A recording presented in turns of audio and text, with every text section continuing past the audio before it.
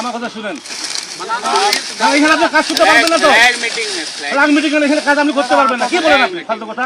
আপনি এখানে কাজ করলে আমাকে বলতে হবে, এখানে আমাকে বলতে হবে যে এখানে কাজ করতেছে আমি। আপনি আন্দাজ সীমান্তে চলে আসবেন, এটা তো হবে না ভাই।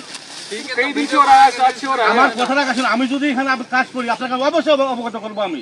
আর আপনি এখানে কাজ করলে 150 গজের ভিতরে আপনি করেন, আমি কিছু বলবো না আপনারা। কিন্তু 150 গজের ভিতরে আপনার কাজ করলে আমাকে জানতে হবে, আমাকে বলতে হবে। আমি কি অন্যায় বলছি ভাই? আপনি বলেন। যেহেতু যে আন্তর্জাতিক সীমা রেখা 1975 সালে ইন্দিরা মোদীর চুক্তিতে বলা আছে, এখানে সীমান্ত এলাকা বিএসএফ যদি কাজ করে বিজেপিকে অবগত করতে হবে, বিজেপি কাজ করলে বিএসএফ অবগত করতে হবে।